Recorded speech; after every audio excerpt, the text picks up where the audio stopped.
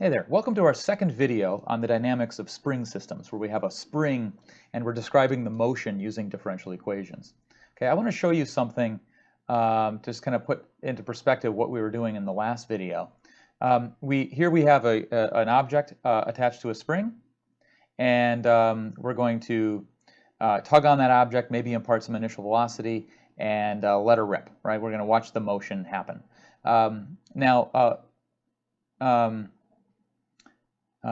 Forgot what I was going to say. Let's see what this video does. All right, so we'll put this into motion.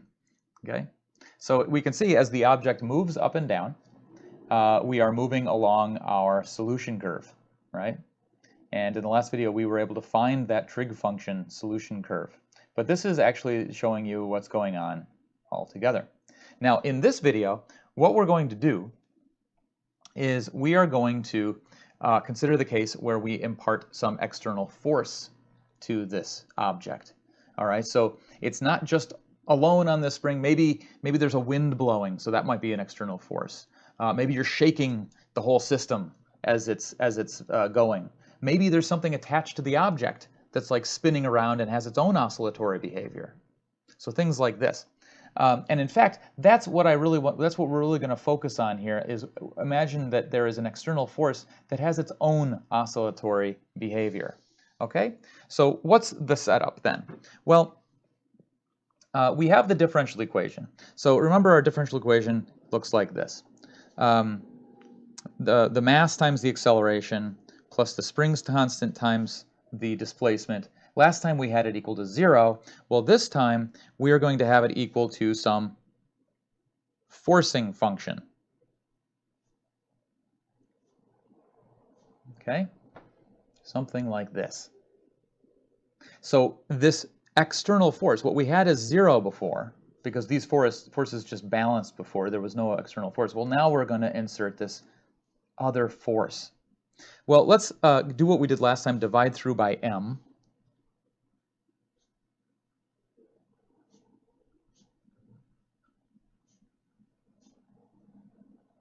And now what I'm going to do is I'm going to write k over m as in terms of omega naught. If you remember in the last video, we introduced an omega naught. Where did that come from? Well, omega naught was just the square root of k over m. Okay? So if I just insert that in here, what I'll find is that this becomes this. Okay? So there we go. That's how I get from here to here. And now this is the differential equation we're going to look at. There are two cases. Case 1. Omega naught is not equal to omega. Or let me say it this way. Omega is not equal to omega naught. So if we look at our forcing function, we'll see that it's not the same as this. The other case, case 2, is that they are equal. Now I'd like you to just take a moment to imagine why would this make a difference? Okay, now you might know from a differential equation standpoint why it would make a difference, but why from a physics standpoint would this make a difference? Right? So notice what we're saying here. The frequency of the force, the external force, what would happen if it were equal to the natural harmonic frequency of the spring system? What type of behavior might you expect to happen, right? If those frequencies happen to line up, right? It's just something to think about. But that'll be for a later video. What we're going to focus on in this video is case 1. We're going to consider the case where these are different, and then we'll come back and do that other case in the next video. Okay, so if these are different, then what we're going to do is we are going to see how we would solve this differential equation. Well, when we do that, what do? You look at the complementary equation first. Okay, so I'm going to look at this. Okay, now because we're in case 1, omega is not equal to omega naught. Well, that means that if you remember from the method of undetermined coefficients, okay, and review that if you don't recall, what that means is that cosine omega t is not, therefore, a solution to this differential equation. Okay? Because if these things are different, then that means this thing is not a solution to this. Okay? And what that means is, therefore, our particular solution, we will be able to write it as a linear combination of these things here. Oops, let me move out of the way.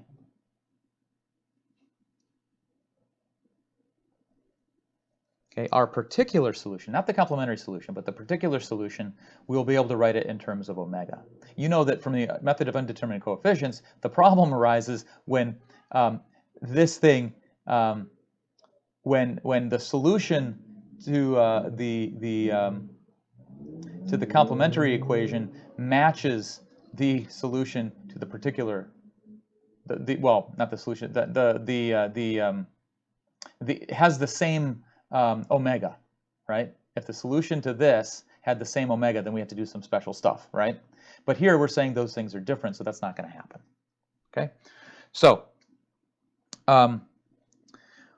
what do we do then? Well, if you just take some, to find, we're using the method of undetermined coefficients, so we want to find a and b, all right? So how do we find a and b? Well, we just take some derivatives of this, plug it in, and see what we get. Well, if you take two derivatives of this, you know what happens when you take two derivatives of sine and cosine, they just become negatives. But each time you do it, an omega comes out, right? So you're just going to get minus omega squared, because I took two derivatives.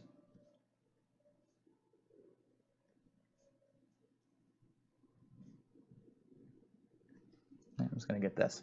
Now when I plug this stuff in up there, go ahead and do that on your own. See what you get. All right? Let's pause the video, work that out. Okay? So hopefully you did that. All right? So what happens? Well, you're going to end up with, when you simplify it, let's see here. Looks like you're going to get this.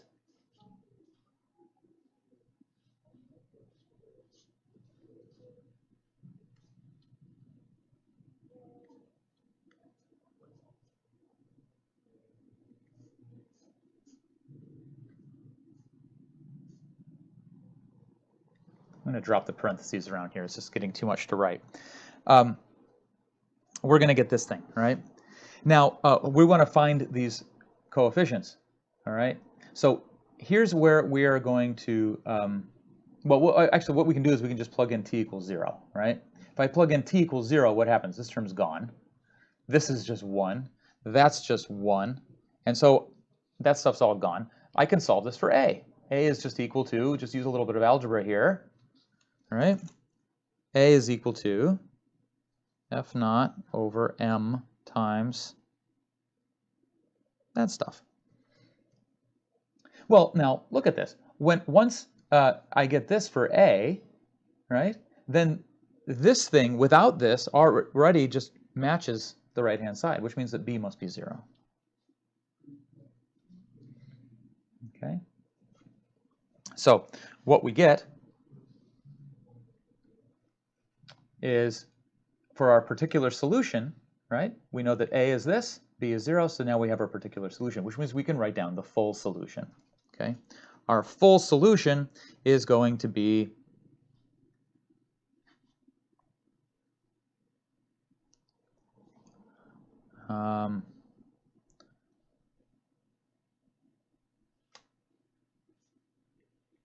okay, that's the, just plugging it in up here, right? But then we remember, for the full solution, we also have the complementary solutions. Now what are those? These are the solutions to the complementary equation. Go ahead and find those, and then, so pause the video. Okay, 3, 2, 1. What did you get? You should have gotten cosine omega naught t and sine omega naught t. So here we have our general solution. Okay, now what I want to do is I want to consider that we have some initial conditions. Okay, because just to simplify things, just to make some points here, I want to make that assumption, okay? So suppose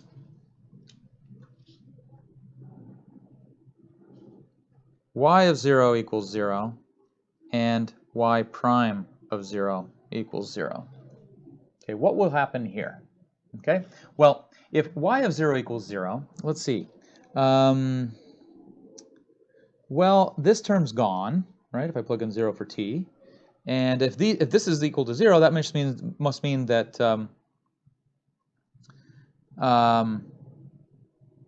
let's see, this is a 0. Oh, right, these are just equal to 1 now, right? So C1 is just equal to the negative of this, right? So C1 is equal to the negative of that, all right? And if I take the derivative of this, well, these cosines become sines, and if I plug in 0, these go away. And if I say that's equal to 0, well, that means that C2 has to equal 0, right? So there we go. I don't know if you can hear it, but my neighbor is watching some hardcore action movie directly below me, so I hope that sound isn't coming through too much. So what do we have here? We can put all this together, right?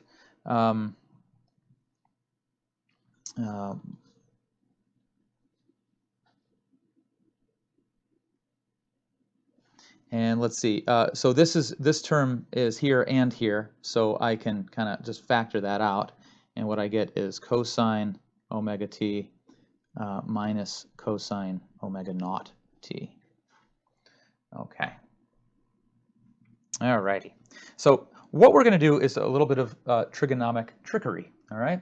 So let me take you to the book because they go through this. Where are you, book? Okay. So here we are. This is what we got to, right? Now, what they're going to do here is they're going to they're going to try to compress this and write it as a product of trig functions. Okay. Well, how are you going to do that? Well, they observe these two trig identities, cosine alpha minus beta and cosine alpha plus beta. So these are trig identities. All right. So if you subtract the bottom equation from the first equation, the first parts, these pieces cancel, right? And then you just get double this. All right, so that's what they wrote down here. All right? And then what they say is that if you let alpha be this thing and beta be this thing, alpha and beta can be anything, and plug those in there, then what you get is this relationship down here. Okay? And that's the one that we need because this is the term that we had written down. Okay? So what we're going to do is insert this stuff in place of it. All right? All right. Okay, so what they said was that this stuff here could be written as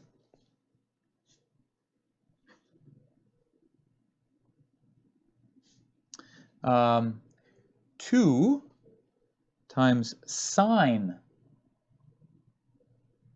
of this times cosine of this. Okay? Now, what we're going to do is we are going to we're just going to call this thing, we're going to call this r of t. Okay? And so what we have here is we have just some function r of t times cosine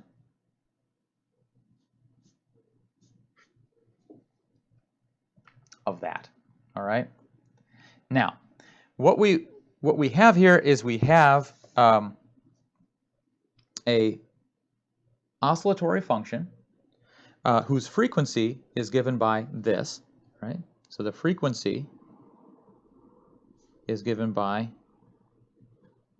that, and the amplitude is given by this function. Just like in the last video, the amplitude was the thing that was multiplied on the outside. Oops. Amplitude is given by r of t. However, before, when we did this in the previous video, we had our amplitude was just a constant. Here it is a function. So the amplitude is changing over time, okay? And it itself involves a trig function, okay? So well, we can still make some statements about how much that amplitude is. If I take the absolute value of this function, let's see if I can get some rough bounds on it. Well, it involves a trig function, sine. Sine is always between 1 and minus 1. So if I take the absolute value, this part is just less than or equal to 1, right? So this whole thing is less than or equal to, I just pulled the 2 upstairs there, this. Oops, I need to put some absolute values here because this stuff could have been negative. So let's put some absolute values around that. Okay, so we know that the amplitude is always less than or equal to this fixed constant. So there is a bound. I mean, it's not like the amplitude can get, arbitrarily large. It is bounded above by whatever this number is, right? But it will be changing, okay? So what does that mean? Well, what that means is, let's go back to the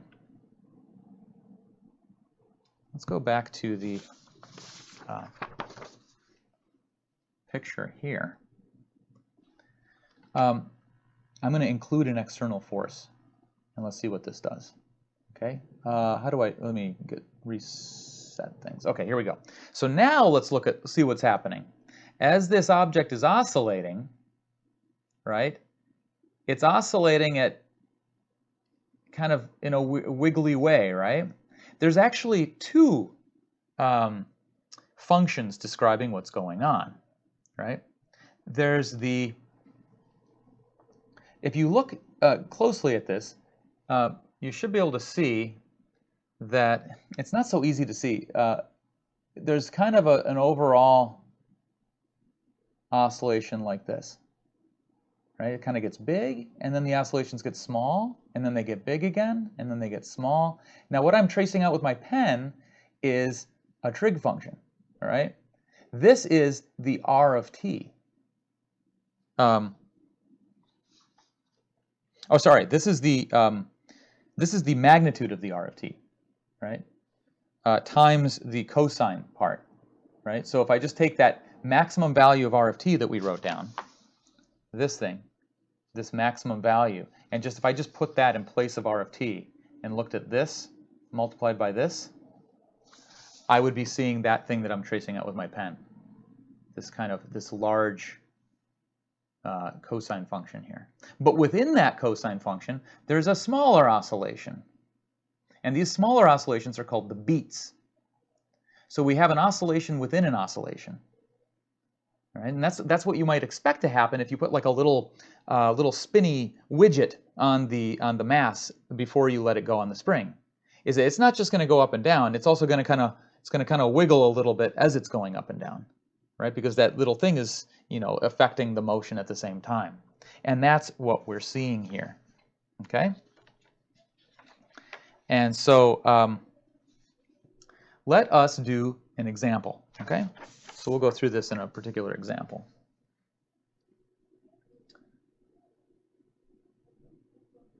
So here we have a unit mass hangs in equilibrium from a spring with a certain constant, and we have this force acting on it. Let's find its displacement for any time, okay? Well, what's our situation? Remember how we wrote down our differential equation? We wrote it like this. And then we had the function on the other side. Now, unit mass, okay? So I'm going to divide through by m. So before what we had is we had the function divided by m on this side, all right? Now, when I divide this function by m, nothing happens. But keep in mind, if it wasn't unit mass, I would have to divide this by m, okay? But for us, it's just going to be divided by 1, so we're just going to get this. Now, can we get omega naught? All right? Well, omega naught, remember, was equal to the... I see. Now I'm looking at my notes, and I'm saying I wrote something a little bit wrong before. I meant to write k over m. I think I wrote k over k for some reason. Hopefully I said the right thing. Right? Omega naught is k over m, right? Well, look at this. We have this, right? Because k is 1/16 and m is 1, so this is just 1 over 16. So the square root of that is just 1 over 4. Okay. So if I square that, I'm just getting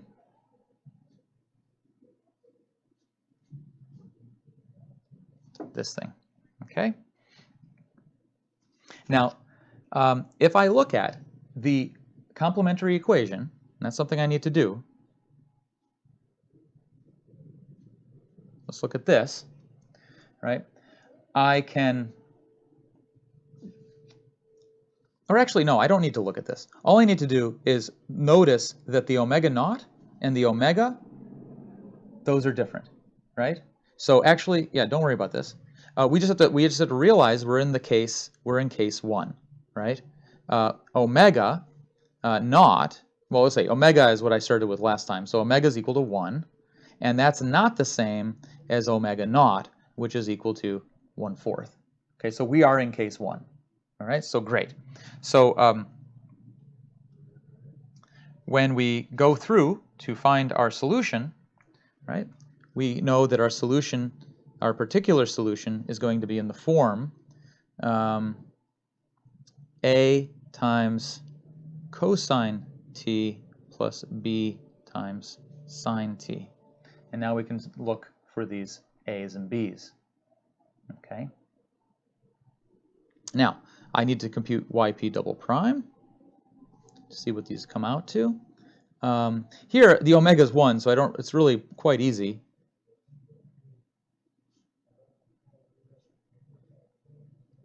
Right? I just get the negative, right? And if I plug this stuff in there, let's see what I get here. I get so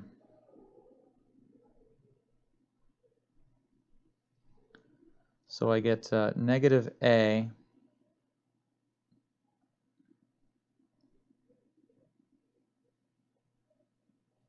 okay, when I plug this in over here, I get a negative a plus 1/16 a. Okay, I wasn't seeing the 1/16. I was getting worried.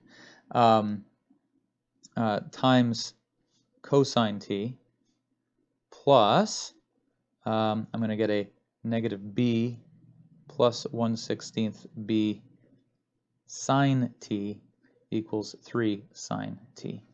Oops, let me get out of the way. Alrighty. So that's what we're getting when we plug that stuff in up there. Okay, so now we just have to find a and b. Well, I see that the a's have to be 0, otherwise there's no way I'm going to get a sine, right? So a is 0. And b is whatever makes this equal to 3. So looks like I got negative 15. Oh, what am I doing? Negative 15/16 b is equal to 3, right? So b is equal to 48 over negative 48 over 15, right? So that's what we get. So the particular solution is that guy, right? So I'm going to write down the full solution here. We've done this enough times that I think we can jump to that point. So the particular solution is just negative 48 over 15 times sine of t, right? Because that's all I get up here, a is 0. And then we're going to add C1 times our first complementary solution, which, when you look at this, I hope you can see that our complementary solution is just going to be either cosine of 1/4 t or sine of 1/4 t. Okay. I'll just write t over 4.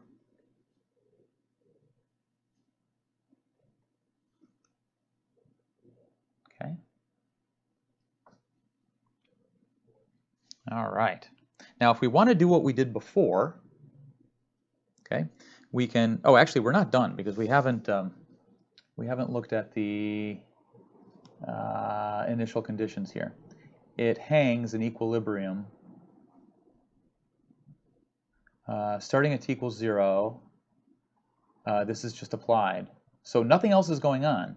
So we do have y of 0 equals 0. It's starting at equilibrium. and we have y prime of 0 equals 0. Okay, so if y of 0 equals 0, well, that tells us that if I plug in 0 here and set this all equal to 0, I see that C1 has to be equal to 0. Right? And if I take the derivative of all this stuff and plug in 0, well, this will become a sine, so that's gone. These will become cosines. So let's see what happens here. I'm going to get negative 48 out of 15 times cosine of 0 plus 1/4 C2 times cosine of 0 over 4, right? And that's equal to 0. So I can get C2 here.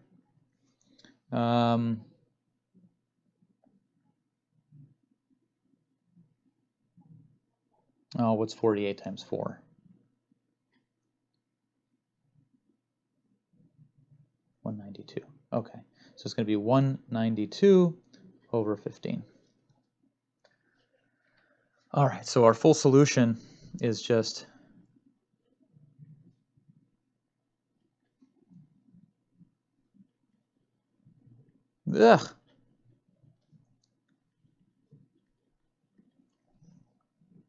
is this.